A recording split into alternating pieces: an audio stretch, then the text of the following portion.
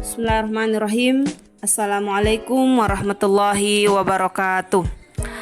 Siswa sekalian yang Ibu banggakan, hari ini kita akan menjelajahi sebuah topik yang sangat penting dalam sejarah kebudayaan Islam, yakni gerakan pembaharuan. Gerakan ini tidak hanya merubah wajah Islam pada masanya, tetapi juga membawa dampak yang sangat besar hingga saat ini. Sebagai umat Islam, kita tidak bisa mengabaikan peran penting gerakan-gerakan pembaruan dalam perjalanan sejarah kita.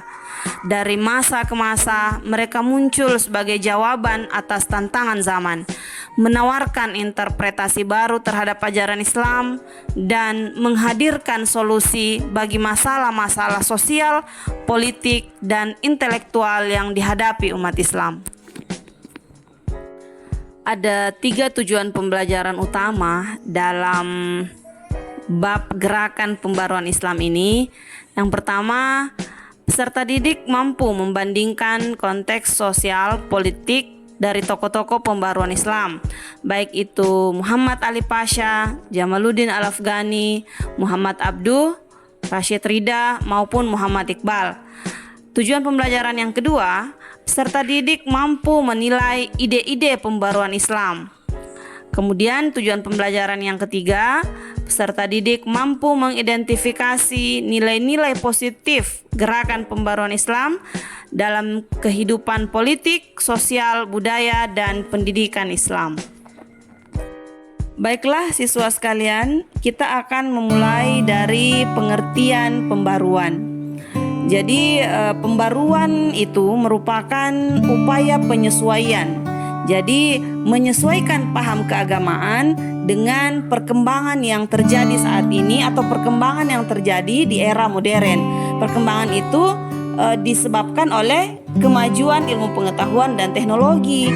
Jadi pembaruan dalam Islam itu bukan berarti mengubah atau menggantikan ajaran-ajaran fundamental dalam Islam, tetapi lebih kepada memahami ulang dan menerapkan prinsip-prinsip agama sesuai dengan kebutuhan dan konteks zaman.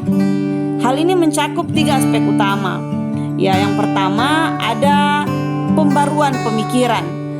Hal ini melibatkan reinterpretasi ajaran-ajaran Islam agar relevan dengan tuntutan zaman, termasuk memahami kembali teks-teks agama yang ada dalam Al-Quran dan Hadis dengan memperhitungkan konteks sejarah dan budaya, serta menerapkan prinsip-prinsip ijtihad atau penalaran dalam menghadapi isu-isu yang baru. Kemudian yang kedua, pembaruan praktik keagamaan. Hal ini melibatkan revitalisasi praktik-praktik keagamaan dan ritual agar sesuai dengan tuntutan dan nilai-nilai masyarakat modern. Dan pastinya hal itu tidak bertentangan atau sejalan dengan syariat Islam. Kemudian yang ketiga, pembaruan sosial. Pembaruan sosial mengacu pada upaya untuk menyesuaikan nilai-nilai Islam dengan perubahan sosial, politik, dan ekonomi. Hal ini termasuk upaya untuk memperbaiki kondisi masyarakat, memberikan hak-hak yang setara bagi semua individu, dan menegakkan keadilan sosial. Baik, selanjutnya kita akan masuk pada pembahasan biografi dan pemikiran tokoh-tokoh pembaruan dalam Islam. Kita mulai dari Muhammad Ali Pasha. Jadi biografi secara umum tentang Muhammad Ali Pasha, beliau dikenal juga sebagai Muhammad Ali of Egypt, adalah seorang pemimpin yang sangat berpengaruh dalam sejarah Islam, terutama di abad ke-19. Beliau lahir pada 1769 di Kavala, Yunani. Kemudian memulai karirnya sebagai tentara di bawah Kekaisaran Ottoman. Pada tahun 1805, setelah melalui berbagai pertempuran dan intrik politik, Muhammad Ali menjadi penguasa de facto Mesir atas nama Ottoman. Pemerintahannya di Mesir ditandai dengan upaya besar dalam pembaruan, baik di bidang administrasi, ekonomi, maupun militer. Adapun pemikiran pembaruannya secara garis besar Salah satu kebijakan yang terkenal dari seorang Muhammad Ali adalah reformasi militer.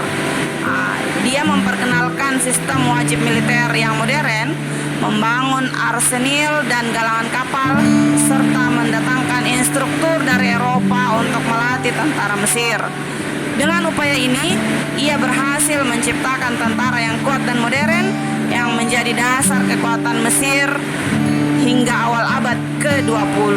Selain persoalan militer, Muhammad Ali Pasha juga memikirkan persoalan pendidikan dengan membentuk Kementerian Pendidikan dan mendirikan beberapa sekolah yang dianggap dibutuhkan di Mesir pada waktu itu.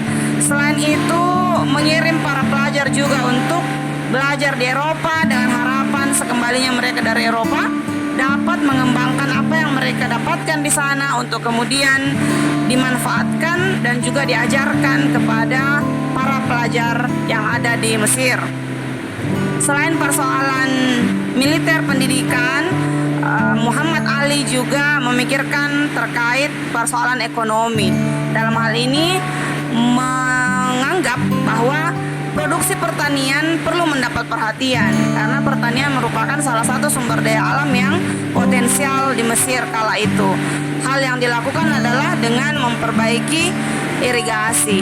Dan yang terakhir, Muhammad Ali Pasha menganggap bahwa pentingnya sebuah media komunikasi sehingga beliau menerbitkan majalah Al-Waqi Al-Misriyah yang menjadi sarana komunikasi masyarakat Mesir. Tokoh pembaruan yang kedua yakni Sayyid Jamaluddin Al-Afghani. Beliau merupakan salah satu tokoh intelektual dan reformis terkemuka dalam sejarah Islam modern. Beliau lahir sekitar tahun 1838 di Afghanistan. Al-Afghani menjadi terkenal karena pandangannya yang progresif dan semangatnya dalam membangkitkan kesadaran kebangsaan dan keagamaan di dunia Islam, sehingga tak heran jika beliau dijuluki Bapak Nasionalisme Islam. Beliau melakukan perjalanan yang luas di seluruh dunia Islam dari Timur Tengah hingga ke Asia Tenggara dalam menyebarkan gagasan-gagasannya.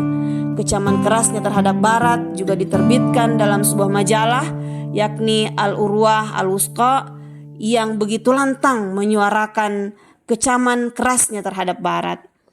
Selama hidupnya, Al-Afghani menghadapi oposisi dari pemerintah kolonial dan otoritarian di dunia Islam. Namun pandangannya tentang pentingnya pendidikan modern, reformasi sosial, dan kemandirian politik tetap menarik perhatian banyak orang. Salah satu konsep utama yang diperjuangkan oleh Al-Afghani adalah konsep ijtihad atau penalaran bebas dalam pemahaman terhadap agama. Beliau percaya bahwa umat Islam perlu mengembangkan pemikiran baru yang sesuai dengan zaman mereka sambil tetap mempertahankan esensi ajaran Islam. Al-Afghani juga menjadi panutan bagi gerakan-gerakan nasionalis di dunia Islam karena keyakinan akan pentingnya kesatuan umat Islam dalam menghadapi penjajahan dan kolonialisme Barat. Hal ini yang menyebabkan beliau berupaya untuk mempersatukan seluruh umat Islam dalam sebuah gerakan politik yang beliau namai Pan-Islamisme. Meskipun banyak kontroversi yang mengelilinginya, banyak pendapat yang berbeda tentang warisannya, tidak bisa disangkal bahwa Jamaluddin Al-Afghani adalah salah satu tokoh yang sangat berpengaruh dalam membangun kesadaran intelektual dan politik di dunia Islam pada abad ke-19. Tokoh pembaruan Islam yang ketiga adalah Muhammad Abduh, seorang tokoh reformis Islam yang lahir pada tahun 1849 di Mesir. Dia dianggap sebagai salah satu pemikir paling berpengaruh dalam menghadapi tantangan modernitas di dunia Islam pada abad ke-19 dan awal abad ke-20. Abduh belajar di Al-Azhar, sebuah pusat pembelajaran Islam terkemuka pada masanya, di mana dia menekankan pentingnya memadukan pemikiran Islam tradisional dengan ilmu pengetahuan modern. Ia juga belajar di Eropa, khususnya di Paris, di mana di sana beliau terpapar dengan pemikiran Barat yang berkembang pesat. Salah satu konsep yang ditekankan oleh Muhammad Abduh adalah pentingnya ijtihad penalaran dalam Islam. Dia mengusulkan agar umat Islam kembali menggunakan akal sehat mereka untuk memahami ajaran agama sesuai dengan konteks zaman modern. Muhammad Abduh juga berpendapat bahwa pendidikan adalah kunci untuk membangun masyarakat yang kuat dan maju. Dia mendirikan sekolah-sekolah modern di Mesir yang menggabungkan ajaran agama dengan ilmu pengetahuan umum seperti ilmu pengetahuan alam dan ilmu sosial. Selain itu, Abduh juga menekankan pentingnya kesatuan umat Islam dan menolak perpecahan dan fanatisme sektarian. Dia memandang bahwa Islam harus menjadi sumber kekuatan untuk mempersatukan umat, bukan sebagai alat pemecah belah. Meskipun pandangannya seringkali kontroversial dan menimbulkan perdebatan, tidak ada yang dapat meragukan bahwa Muhammad Abduh berkontribusi besar dalam perjuangan untuk memodernisasi dan mereformasi pemikiran Islam. Warisannya tetap mempengaruhi pemikiran Islam hingga saat ini. Tokoh pembaruan yang keempat, Muhammad Rashid Ridha, merupakan seorang cendekiawan, reformis, dan jurnalis Islam yang lahir pada tahun 1865 di Lebanon. Ridha memiliki pendidikan agama yang kuat di masa muda dan kemudian belajar di Al-Azhar, Kairo. Di sana beliau terpengaruh oleh pemikiran reformis Muhammad Abduh dan kemudian menjadi murid dan sahabat dekatnya. Salah satu kontribusi besar Ridha adalah melalui majalahnya yang terkenal, Al-Manar, yang menjadi platform untuk menyebarkan gagasan-gagasannya tentang reformasi Islam. Dalam majalah ini, ia menekankan pentingnya ijtihad atau penalaran dalam menafsirkan ajaran Islam agar sesuai dengan zaman modern.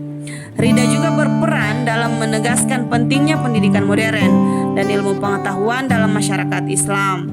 Beliau mendukung pendirian sekolah-sekolah modern yang menggabungkan ilmu agama dengan ilmu pengetahuan umum, seperti pendidikan yang beliau terapkan di Al-Da'wah wal Irsyad. Ridha juga aktif dalam menyebarkan pemikirannya melalui perjalanan dan ceramah di berbagai negara Islam. Meskipun kontroversial di kalangan ulama konservatif pada masanya, dia memiliki pengikut yang kuat dan memengaruhi pemikiran Islam modern. Ridha wafat tahun 1935, tetapi warisannya sebagai pembaharu dan cendekiawan Islam tetap berpengaruh hingga saat ini. Pemikirannya telah memberikan sumbangan penting dalam upaya memodernisasi pemikiran Islam dan menyesuaikannya dengan tuntutan zaman modern. Tokoh pembaruan Islam yang terakhir, Muhammad Iqbal, yang juga dikenal sebagai Allama Iqbal, adalah seorang penyair, filosof, dan pemikir besar Islam yang lahir pada tahun 1877 di Sialkot, Punjab, India, Britania yang sekarang dikenal dengan Pakistan. Dia dianggap sebagai salah satu tokoh penting dan paling berpengaruh dalam gerakan kebangkitan intelektual dan politik di dunia Islam pada abad ke-20. Iqbal mendapatkan pendidikan awalnya di Sialkot dan kemudian melanjutkan studinya di Lahore, di mana ia memperoleh gelar sarjana dalam bidang filsafat dan bahasa Inggris. Ia kemudian melanjutkan studinya di Eropa, terutama di Inggris dan Jerman, di mana dia terpengaruh oleh pemikiran barat dan ilmu pengetahuan modern. Salah satu kontribusi terbesar Iqbal adalah dalam bidang sastra, khususnya puisi. Puisi-puisinya mencerminkan semangat nasionalisme dan perjuangan bangsa, serta menginspirasi rasa bangga akan identitas Muslim. Menurut Muhammad Iqbal, hukum Islam itu tidak bersifat statis, tetapi dinamis dan berkembang sesuai dengan perkembangan zaman. Kemudian Muhammad Iqbal mengatakan intisari hidup itu bergerak. Olehnya itu, kaum muslim harus senantiasa bergerak dan menciptakan dunia yang baru. Menurut Muhammad Iqbal, kapitalisme dan materialisme barat telah membawa kerusakan bagi kemanusiaan. Namun, dalam persoalan perkembangan atau kemajuan, boleh saja kita belajar dari barat, dan nilai-nilai kehidupan harus digali dari ajaran Islam yang benar dan budaya yang positif. Selain Iqbal juga merupakan salah satu penggagas gagasan tentang pemisahan negara dan agama yang kemudian memengaruhi pembentukan negara Pakistan. Awalnya mengusulkan konsep negara Islam yang bersatu, namun pada akhirnya beliau berpendapat bahwa umat Islam di wilayah India perlu memiliki negara tersendiri untuk melindungi identitas dan kepentingan mereka.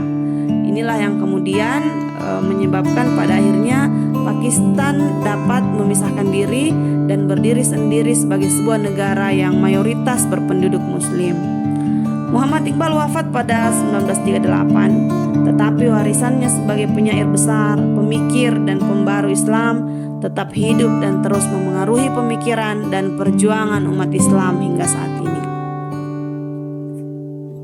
Baiklah siswa sekalian, kita masuk pada kesimpulan dari materi pembelajaran hari ini. Gerakan pembaruan dalam Islam telah memainkan peran yang sangat penting dalam menghadapi tantangan zaman dan memperbaharui pemikiran serta praktik keagamaan. Melalui upaya-upaya para tokoh pembaharu, Islam berhasil menyesuaikan diri dengan perkembangan zaman tanpa mengorbankan esensi ajaran Islam. Gerakan pembaruan dalam Islam mencakup berbagai aspek, termasuk pembaruan pemikiran, praktik keagamaan, dan aspek sosial. Para pembaharu seperti Muhammad Abduh, Muhammad Rashid Ridha, Jamaluddin Al-Afghani mendorong umat Islam untuk menggunakan akal sehat dan ijtihad dalam memahami ajaran agama serta menyesuaikannya dengan kondisi zaman modern. Dalam praktik keagamaan, gerakan ini memperkenalkan konsep-konsep baru yang lebih terbuka dan inklusif serta menekankan pentingnya pendidikan dan ilmu pengetahuan dalam pembangunan umat. Mereka juga mengadvokasi nilai-nilai sosial seperti keadilan, persatuan umat, dan demokrasi yang merupakan nilai-nilai inti Islam. Namun, gerakan pembaruan juga menghadapi tantangan dan kontroversi, terutama dari kalangan konservatif yang menolak perubahan. Namun demikian, warisan gerakan ini tetap hidup dan terus memengaruhi pemikiran dan praktek keagamaan Islam hingga saat ini. Sebagai umat Islam, kita dapat belajar banyak dari gerakan pembaruan ini. Kita dapat memahami bahwa Islam adalah agama yang dinamis, yang mampu beradaptasi dengan perubahan zaman tanpa kehilangan identitasnya. Kita juga dapat mengambil inspirasi dari semangat para pembaharu dalam memperjuangkan kebenaran, keadilan, dan kemajuan umat manusia. Dengan demikian, mari kita terus mempelajari dan menghargai warisan gerakan pembaruan dalam Islam serta mengimplementasikan nilai-nilainya dalam kehidupan sehari-hari untuk menciptakan masyarakat yang lebih baik, lebih adil, sesuai dengan ajaran Islam yang mulia. Demikian untuk hari ini. Ibu akhiri, Allahumma muwaffiq ila aqwamit thoriq. Wassalamualaikum warahmatullahi wabarakatuh.